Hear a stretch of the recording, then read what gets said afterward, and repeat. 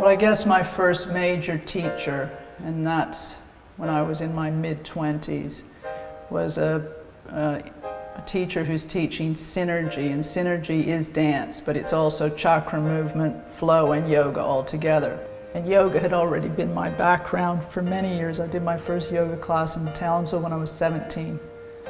I'm almost 60, so it's never ever left me, and I've been teaching now over 30 years. So it's definitely the foundation would have to be synergy.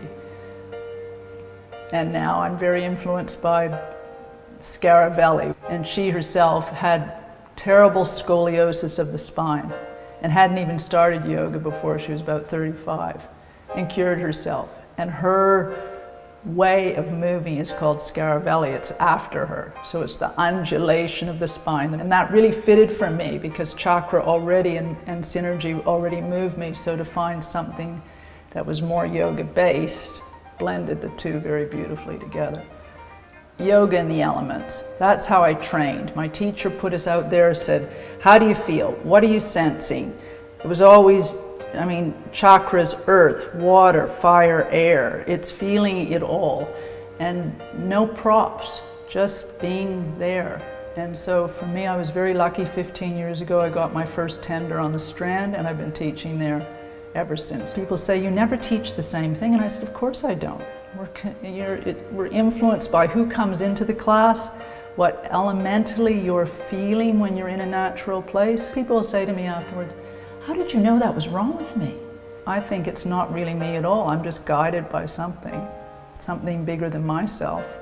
Last week I had a student who had some very big issues in the lower back. I said, this class is generated for her. And then at the class, 3 other people put their hands up and said, oh, I had that too.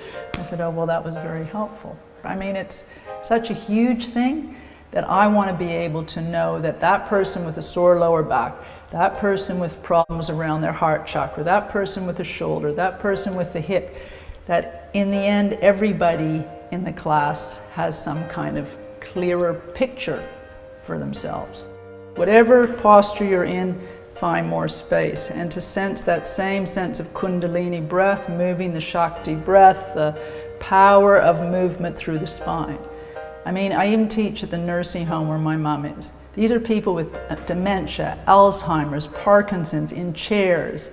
It has to do with what they're doing in their spine in chairs. They don't have to do it on a mat.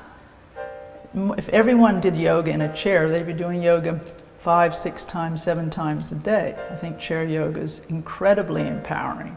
You see change with people who can't even focus for a moment when they're focused on breath and meditation in the chair collectively. Like some of my students in their 90s at the nursing home, they're phenomenal. Yoga should be for everybody.